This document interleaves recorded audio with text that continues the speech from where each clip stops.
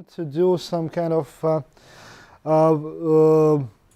basic knowledge about who are Livonians, what is Livonian history, and also what is Livonian contemporary time.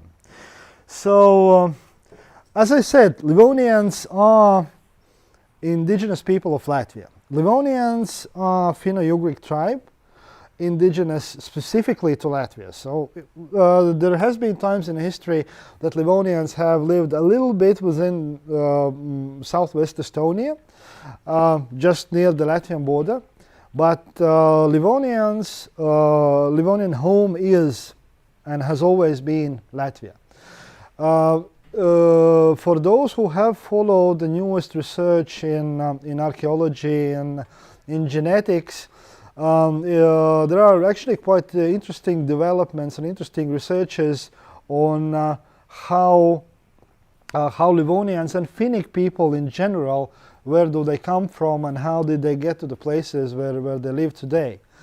And probably most of you know about the Finno-Ugric language group and particularly about Finnic languages, which are Finnish, Estonian, Livonian, Ingrian, Votic, Karelian, and Veps.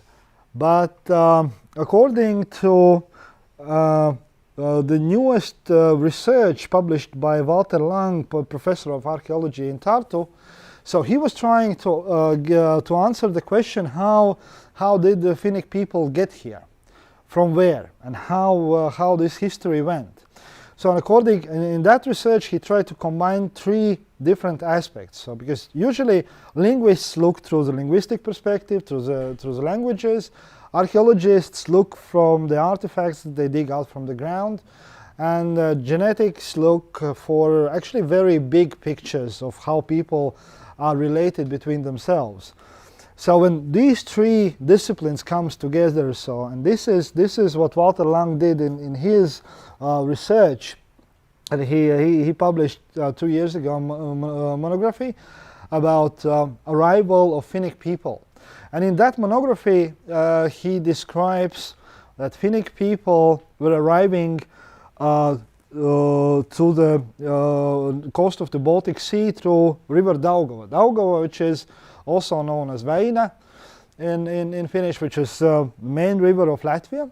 And then Livonians were actually the first people who stayed there.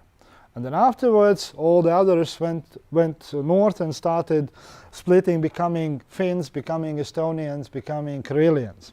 So basically if we talk about Latvia, so Latvia is not only a place where Latvians were born, but it was actually the place where Finnic people was born altogether.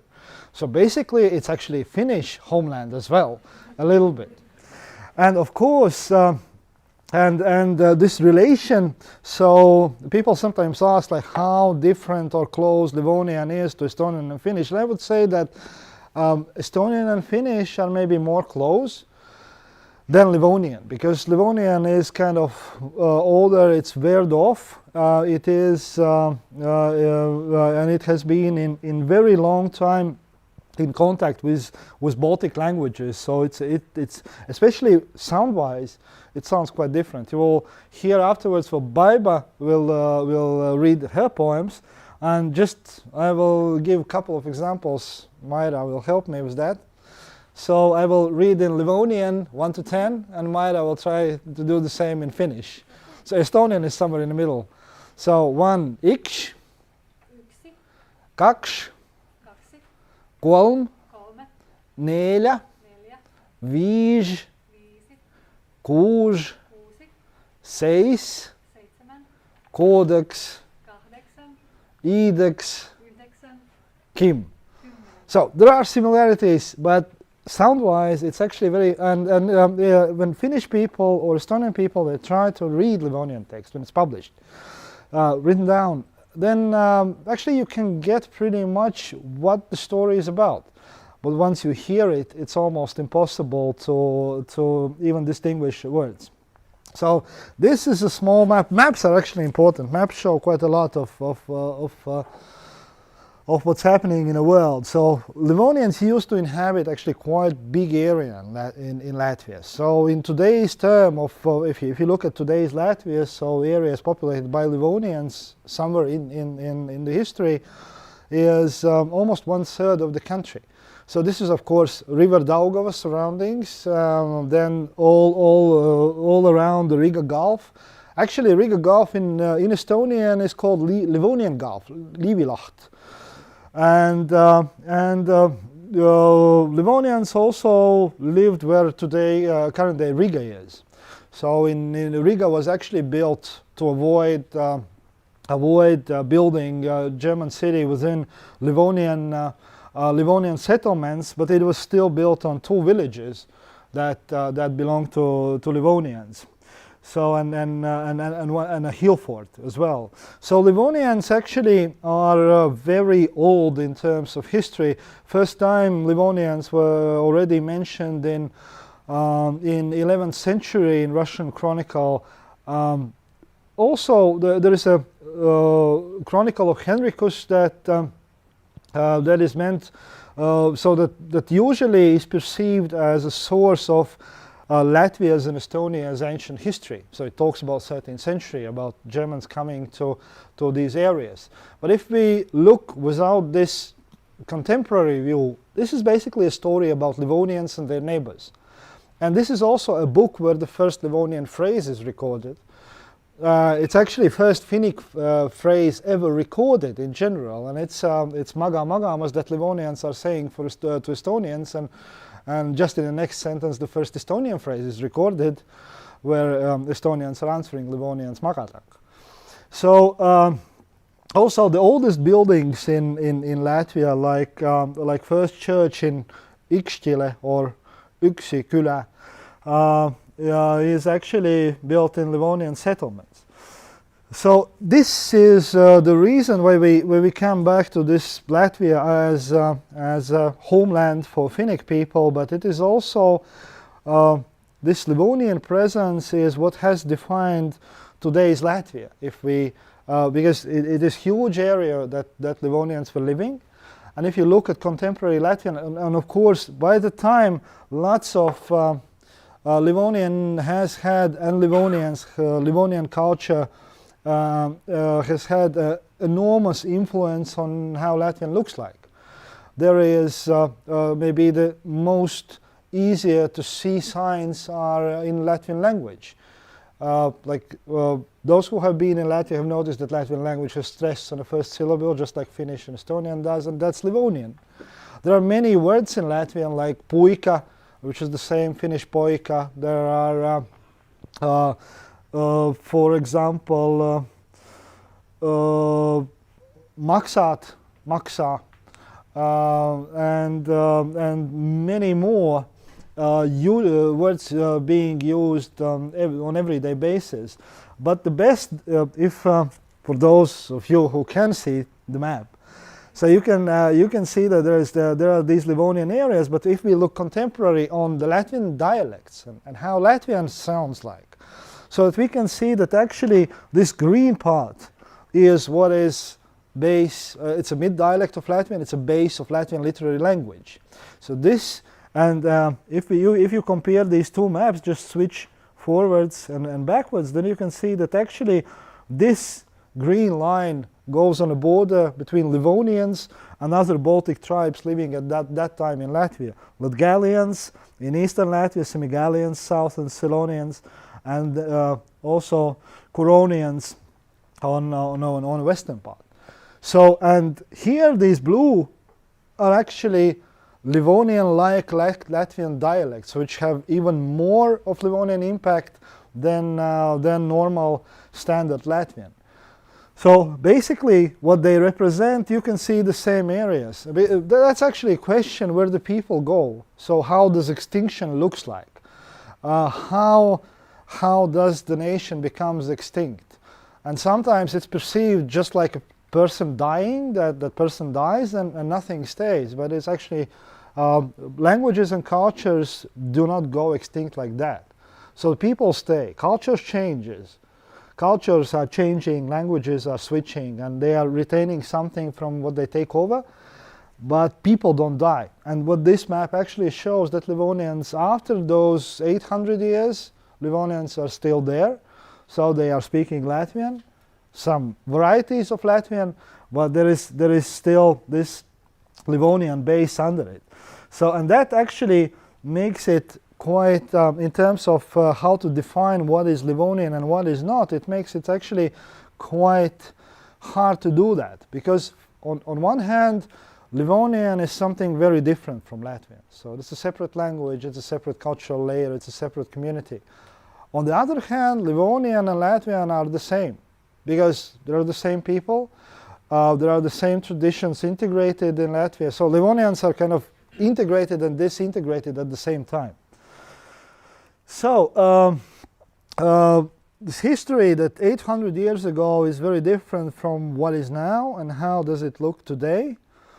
So during that period of 800 years, Livonians got more and more, switched the language, and became, together with other Baltic tribes living in Latvia, became what is contemporarily known as Latvian. But they also somehow managed to stay, and they managed to actually to stay even two dialects in mid of 19th century. So there are two Livonian languages on each side of Riga Gulf. One was in Vidzeme, so-called Salats Livonian. In mid of 19th century, there was about approximately 20 speakers recorded by the Finnish scholar Anders Johan Sjögren, who was actually the last one to record Salats Livonian. And then there was Livonians in Kurland, in this northernmost top of Kurland Peninsula, which is actually also known as the Livonian coast. And so Livonian coast is actually quite, it has quite interesting history. And that actually is also behind the fact why Livonians managed to stay for so long time. So these are 14 fishermen villages in the northernmost top of Kurland. And those fishermen villages are geographically have always been very isolated. So the coast itself formed when the sea went backwards. And there were, because of Latvia, all Latvia sea coast is basically sandy beach. And so on a sandy beach you can see that there is a dune, and then there is like lower place and next dune, and etc. etc. So, and the same landscape actually stayed in Livonian coast, only these dunes became small long hills called Kangar in Livonian, place name which is also found near the Riga as well. And then those lower places became filled with water. So it made actually access to Livonian coast almost impossible, because you could not move through it. And if you fly over, so currently flying to Finland you can't see it because plane goes somewhere here. But if you fly from Riga to Stockholm, you fly directly over the Livonian coast, and then you can, and also on Google Maps you can see those long stripes going along the coast, and these are these old dunes. And what the landscape of Livonian coast is, it's actually it's sandy. You can do nothing, no agriculture, so nothing grows there. It's entirely connected with fishing, and all the villages that for people who go there, they somehow think that they are just normal village places, but these are places where wind blew this sand around, making bigger, flatter fields. Then people came, then people fertilized all this ground, so they built, it's actually artificially built those fields where the villages are on, because historically it has been the same picture. And it was much easier for Livonians to go to either Estonian island of Saaremaa or to Ruhnu to visit Swedes from Ruhnu Island than to go inland. It took actually much more time to get to Dundaga, which is center of parish, than to just cross the sea to other places. And this was the reason and the difference in lifestyle that kept Livonians in this Livonian coast for so long. And Livonians have during the last 200 years, there has not been many Livonians in general. So it's not like there was like 500,000 and now there is few of them. In mid of 19th century in Livonian coast there were about approximately 2,500 Livonian speakers, so I guess that it's one block in Helsinki. In 20th century, in 20s, 40s, there was about 1,000 Livonian speakers. So today it is still spoken by 30 people. So this is actually, for me, it has always been maybe the biggest mystery, not the fact that, because usually people try to think like, why did Livonians disappear? And I try to answer the question, how did Livonians survive so long? Because there are very many nations who have disappeared. Prussians, for example, Olmecs. So you can go around the world and find nation by nation by nation who have disappeared in the history. And Livonians have survived since beginning, since 13th century, through all the including the 20th century, which has been especially harsh towards Livonians, and they are still here and still present and still continuing to live. So, yeah. Also, along with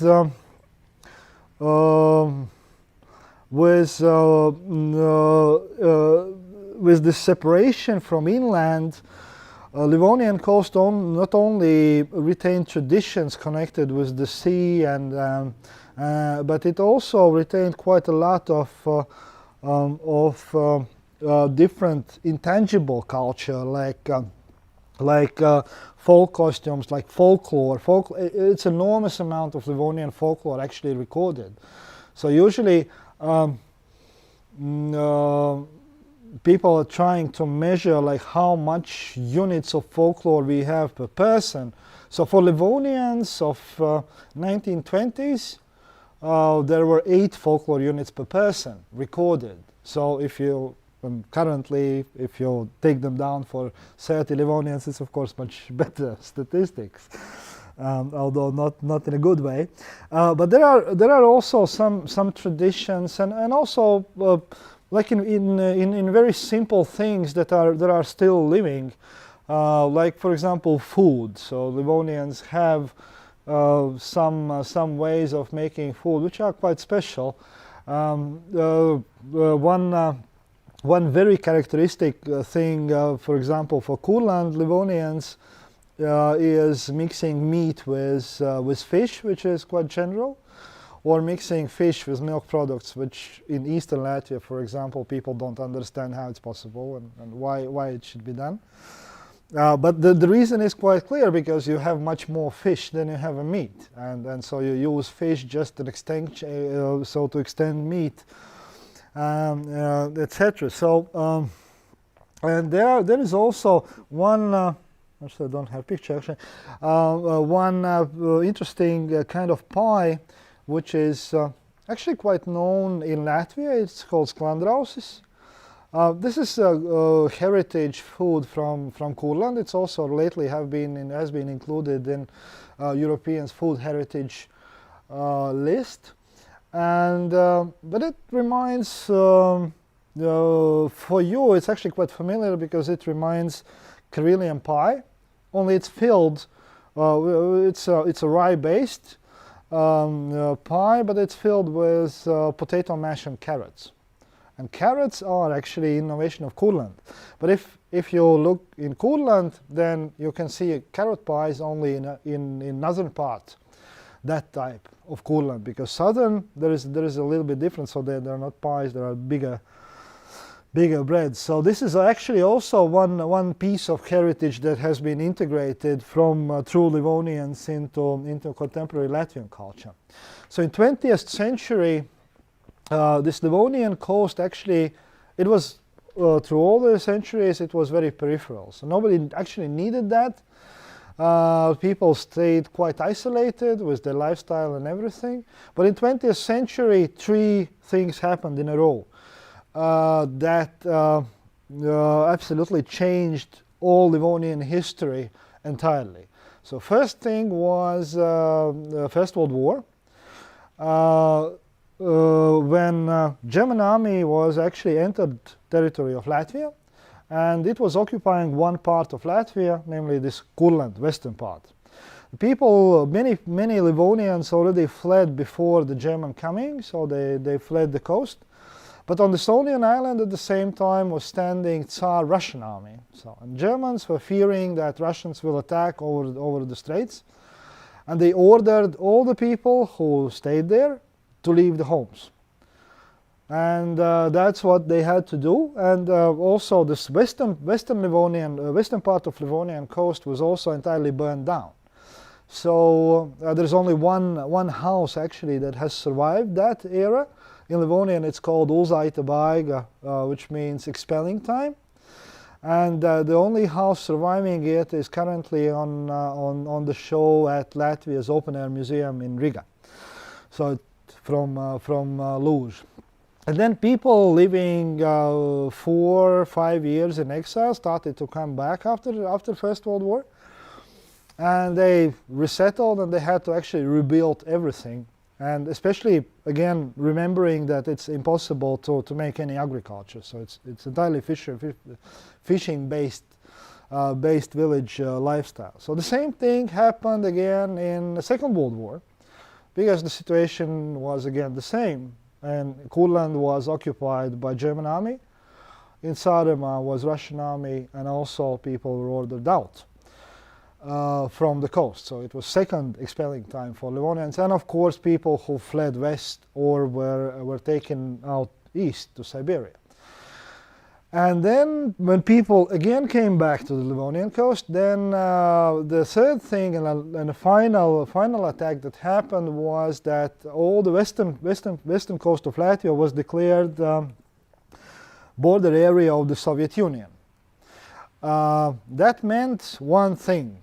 And it meant that you were not allowed to fish individually, so you were not allowed to have a boat and go on to the sea to fish, which basically means that villages that are dependent on fishing industry, you can't find any work there.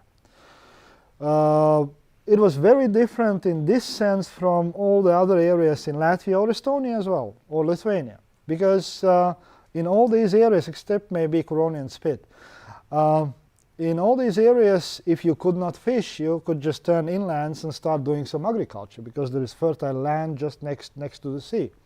Livonian coast is only one that doesn't have in Latvia such an opportunity. So it basically meant that all Livonians from the Livonian coast had to go away, and this ended in the situation that since 50s we have the largest Livonian community in Riga, then Ventspils town follows, and then an only one in Livonian coast where you have like some significant number of Livonians, which is 15, if I'm not misled. It's Kuolka, because Kuolka was situated in the Riga Gulf, just behind the corner. And there were collective fishing enterprise there. So this was the place where some people found their jobs. And this coast actually was heavily militarized in the west and turned into environmental protection area in the east, which was quite odd, because what this border area meant that you could not actually access the sea in no way. So there were just on old Livonian coast in the open sea, there was only 2 places that you could access the sea, and only during daylight hours, and only during the summer period, and only under surveillance. So for people living there in villages with in other villages, so you could have a kind of, you could hear the sea, but you couldn't have any visual contact with the sea, because you just knew that it's there like 100 meters away, but you could not go there. And then when this nature reserve expanded, so it's actually currently it's Slītere National Park, and now it's entirely different. But in the Soviet time, it was quite odd, because people left and nature stayed, and so this nature reserve expanded. but it reached the point that it actually was forbidden to go to the wood either. So and these people living in villages, so they were they couldn't go to the seacoast because there was a barbed wire and there's bodyguards. They could not go to the woods because there was forbidden zone of nature protection area. So it was very, very kind of strange time, actually, these 60s, 70s, and 80s. And you can, if you go to Livonian coast, you can actually see remnants of these times. There are, like for example, in Nīre, or in Latvian Mazirbe, there is the famous boat cemetery, where boats that were actually forbidden to use at the sea were taken together behind the dunes and left, and also in other villages the same. So Livonian coast actually, so there are lots of things that stayed from this time, but it still was Livonian area. So it is still very strongly connected with Livonian contemporary culture and with Livonian contemporary community as well, which is actually not big. It may leave unproportionally the idea of a proportionally big impact, but it's actually, so today you have 250 people who are declaring themselves Livonians, and out of them, as I said, approximately 30 language speakers. So, but the actual number of Livonians are bigger, much bigger indeed, because those 250, I would say that these are people who feel more like Livonian than they feel being Latvian. But people with Livonian origin, people who are actually, who would the very same way be Livonians, are actually much more. So just today, there was an interview published in newspaper Ir with Inga Abele, who is a famous Latvian writer, and she is actually Livonian descendant, and her grandmother used to talk Livonian, and she also taught her some phrases in Livonian. So this is this layer is actually much bigger. But if we go back now to Livonians themselves, so Livonians form kind of also separate. And this is this disintegrated part that I'm now getting into. There is kind of separate Livonian cultural layers. So Livonians have their own flag, which is a nice marker for any nation to have. And actually the flag will celebrate in 2 years. It will celebrate the 100 years anniversary. So it was adopted in 1923, and it's green, white, and blue. So the explanation for that is that's Livonian coast on a flag. So there are green woods, white sand, and blue sea under it. So it's a picture when a fisherman is on the sea, and when he looks back at the coast, that this is what he sees. This is actually an interesting flag because it was first one to use Latvian proportion as a reference to Latvia. So the same approach is used today by many Latvian regions and towns. Also, Livonians since 1923 have an anthem, and anthem is it has quite famous melody. It's the same melody that Finnish and Estonian anthems have. So Livonians were third in a row when, and they just took the same melody, but what they did is that Finnish anthem has two, right? Panti. Yeah, so two verses, two rhymes. Yeah. The Estonian 3, and Livonian, of course, 4. So, especially in 20s, I already mentioned Andres Johan Sjögren in mid of 19th century, but also in 20s, 30s, there was this period together with Latvia's independence, but also this Livonian national awakening took place. So, and lots of Estonian and Finnish scientists also and culture people participated in that. So they helped actually to publish books in Livonian, to make Livonian newspaper, to make even Livonian society in general in 1923. And in 30s, it was especially Finns who actually helped Livonians to develop. So newspaper was published by with the support of money collected in Finland. New Testament was published in Helsinki. Surprisingly enough, so it was published in 1942, a full version of it. The first part was already in 1938, but the full version was published in 1942. However, due to the Soviet occupation and war, it didn't reach Livonians. So it reached Livonians afterwards in end of 80s. The most notable object in Livonian coast that reminds not only this cooperation for Livonians, but it's also as a symbolic. It has symbolic value as a that kind of example of Finno-Ugric cooperation in general, and this is the National House, Livonian National House, which was built by support of Livonians themselves, Estonia, Finland, Hungary, and also Latvia. And the author of the project is actually Finnish architect, Erkki Huttunen, who there were 3 projects altogether. So one was Latvian made, one was Estonian made, but this one chosen and built was Erkki Huttunen's project. And if you go to the Livonian coast, there is a little bit this Finnish feeling if you see that house, because that's not kind of functionalism that you would expect in Latvia. So it's a little different. And it was opened in 6th of August 1939. So just 1 year before Latvia's occupation, and this is why it actually couldn't manage to serve for long Livonian needs. So just less than a year later, it was nationalized. Livonian society was closed down. All the Livonian activities ceased and forbidden.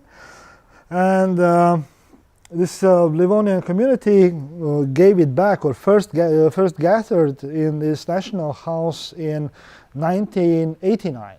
So 50 years later, and the reason was precisely that, to celebrate 50 years of this Livonian national house.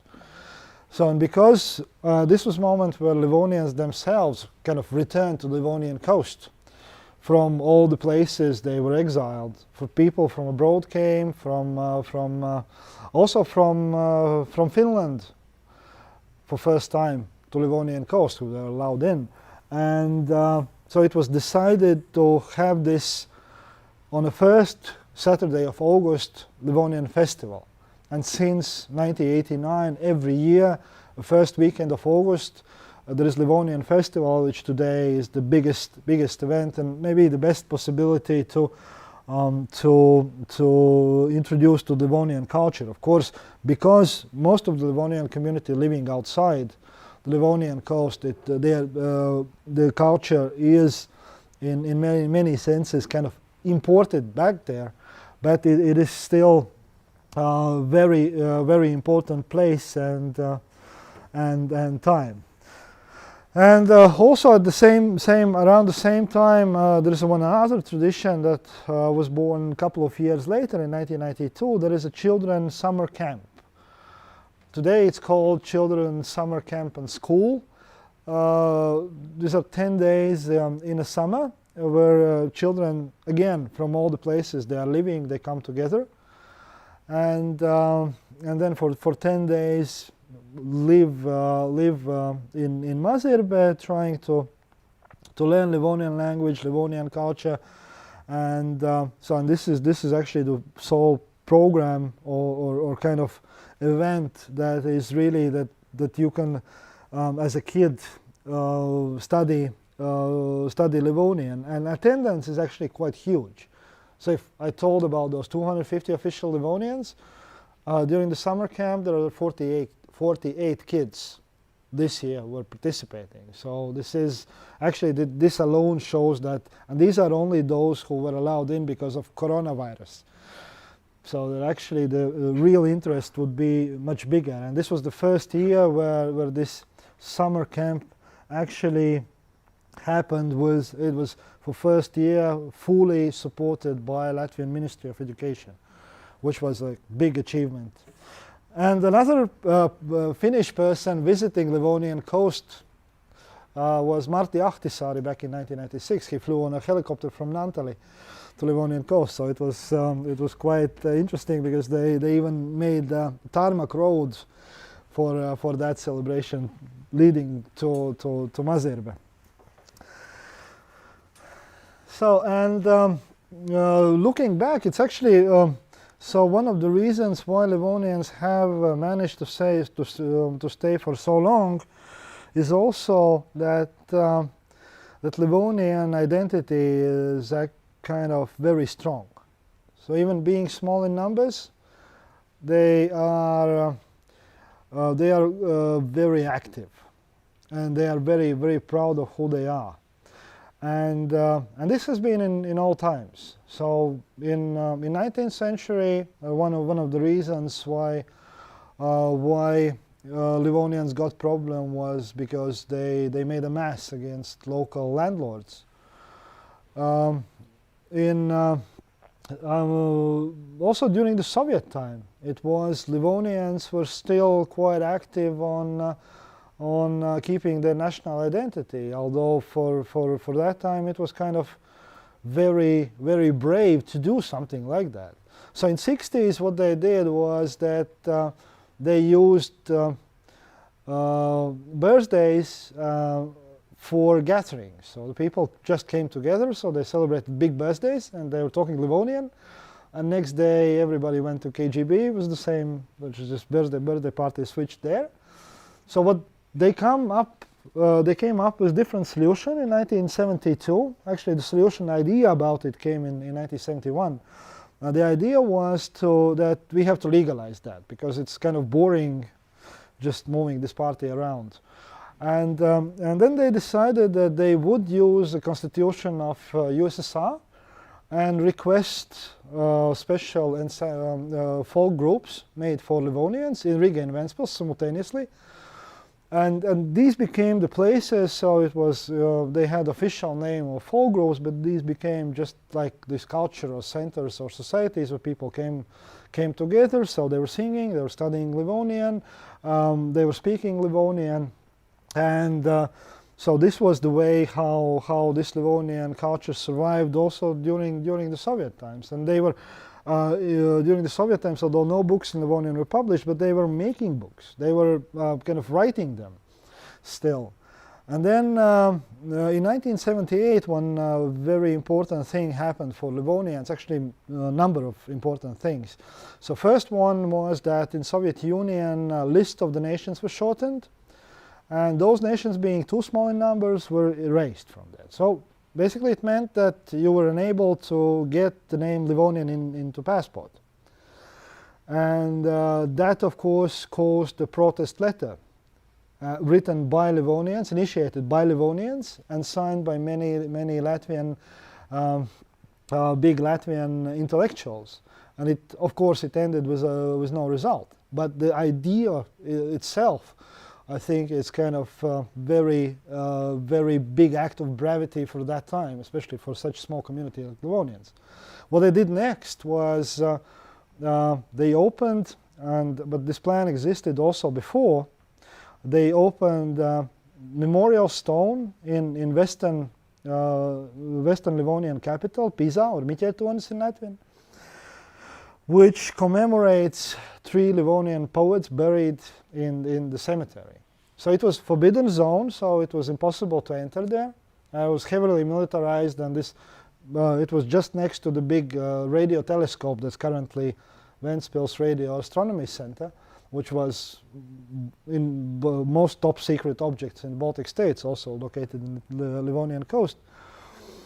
And then they put this commemorating stone, and they also took in 4 buses full of people with singers, with Latvian intellectuals, poets, writers, painters, and they had a festival in this forbidden zone that you could like not enter even without a visa. in 1978, and it was like there are still those big billboards where this, because they were printed because before it was forbidden, but despite the fact that it was forbidden, so they managed somehow to do that. And this activity somehow remains also today in this Livonian community. And so there are, the one thing is, and here we come to how I perceive living cultures or cultures with nations with a perspective or without perspective, because sometimes there is a kind of misconception that only those big in number are to stay alive at one moment. But for me, the difference is somewhere else, because there are two aspects for every nation and for every culture. So one aspect is the heritage. So how do we keep it? How do we use traditions, keep traditions, try to move them forwards? And in terms of tree, it shows like how do we approach our roots, because of course it's very important for every tree to have roots. But it is also important for every tree to have a trunk and leaves, because tree cannot grow only with roots. So it's important of these new things that are coming up, new culture being created language-wise, new words, etc. So because that is something that we are going to protect after 50, 100 years. We are looking back and saying, well, this is the heritage that we are protecting from that time. And if that process stops, then it means that, and this could only be done by the nation itself. So the nation dies when it decides that it doesn't want to have any future anymore. And in Livonian case, this is, I think, that gives most of the hope today and also tomorrow, because the Livonian community is really, really active. So you have this year there are two different Livonian festivals, bigger events. So one is Livonian Festival in the summer, and then there is Ventspils cultural days, which are more towards contemporary culture. Then you have 8 singing groups, again 250 people, 8 singing groups singing in Livonian. Of course they are not professionals, everybody, but that doesn't matter. What matters is that people want to do things. People want to be to keep themselves this culture alive. On 30 readers, you can find 3 poets writing in Livonian, which is like kind of also a strange number, but it is, and it is not like Livonian poetry is also a tradition, because Livonian poetry has the same roots like Latvian literature. So first Livonian poet was actually the second poet writing in Latvian, and back in time we have also these 200 years of writing in Livonian, and it has its own tradition. And in this newer time there are 4, and since yesterday 5 books published in Livonian with Livonian poetry.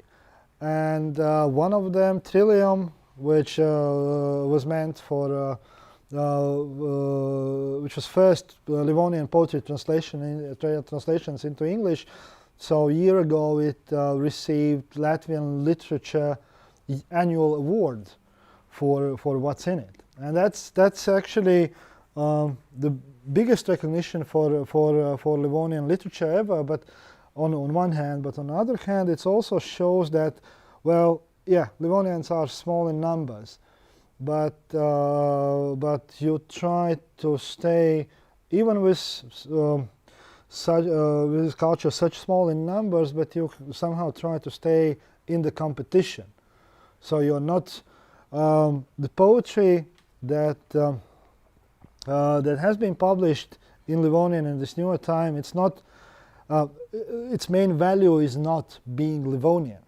Its main value is poetry, and Livonian just adds up. So yeah, and then if you go to Livonian coast, it also starts to look quite different. In a sense, there are new expositions, new houses, and maybe the most interesting thing about Livonian coast today, if you go there, then it is Livonian flag. So let's say 10 years ago, it was very different. So you could find some Livonian flags on Livonian homes, and then you knew that that there is living like hardliner Livonian, because he wants to show with this flag that this is his land and his place. But in this Livonian coast, we are kind of very lucky. Livonian, I told this story about Livonian coast emptying up, and it is actually quite empty place. So people think that maybe some eastern Latvia is his place with no people, but actually it's Livonian coast, because it has never regained its former glory. So even after Soviet army gone, this border area opened, there are still, so if you go in the summer, so it's quite crowded because there are lots of people. Lots of people who have summer cottages there, but in the winter time, so there is, in my home village, a record was broken last year, so there was 8 people instead of 200 living before Second World War. And it's still empty during this winter time. And in 60s, 70s, people started to buy these summer cottages, but those who started to buy summer cottages were actually Latvian intellectuals, writers, painters, composers, and even today you can find quite a lot of those elite cultural people in Livonian coast. But what they did, they had a respect for the heritage, respect for the homes that they are entering in. And you still see, you can see that respect in the way that they are building and how they are forming the coast. And we don't have exaggerations like around Jūrmala or other places. It's still, it has the same feeling. It has changed, it is still empty. It is quite desperate in the winter, because from my home village, nearest shop is 24 kilometers away. So, which is, for Latvia, it seems incredible, but that's the reality. And those people have also started to accept this Livonian heritage as part of theirs. So currently, they are also proudly using those Livonian flags. They want their homes being called in Livonian names. They are paying much more and more attention to Livonians. But that is also something that has to do with a greater change in Latvia in general, in this perception of Livonians. And that change is happening right now during the last years and during next years to come. Because when I went to school, it was still the perception of the most of the society was that Livonians went extinct in 13th century. So there was kind of, it has historical roots, because Livonians are Finnic people. So Livonians are not Baltic people, not even Indo-Europeans. And in the picture, if you try to define what Latvian is, it is kind of very hard to fit them in. So it is easy for Finnish, because most of, like, Finns are Finnic people, most of them are Lutheran. So then you have, it's easy in Lithuania, because it's also like it's at least one language group and more or less one religious part. And then in Latvia, it's somehow you have every region very different. So there is, the diversity is actually Latvia's, for me, the core value that you have and this, that you have Catholics and you have Lutherans and you have Livonian heritage and you have Baltic old heritage and you have all this together. And but for one period in time where people try to define what Latvian is, so the perception was too straightforward. It was like Baltic, and it's actually language based, because Latvian is Baltic language, so Baltic tribes are Latvians, Finnic tribes not. And this somehow messed up quite a lot, and it still can be seen here and there. But now the greatest change that has happened since the restoration of independence of Latvia, and especially during last 10 years, is that the perception and knowledge of society of who Livonians are, and the fact that Livonians are itself has changed. So if in 80s, beginning of 90s, there was this idea that Livonians went extinct 13th century, so now it is very hard, though not impossible, but very hard, to find a person who would not know that Livonians exist today. And that is, like, it seems like a small change, but it's actually a huge step. Because that is where the understanding begins. When back in 90s, so you started almost every conversation in whatever, you wanted to write a project, or you wanted to have some paper, but you started every conversation with convincing people that Livonians survived 800 years longer.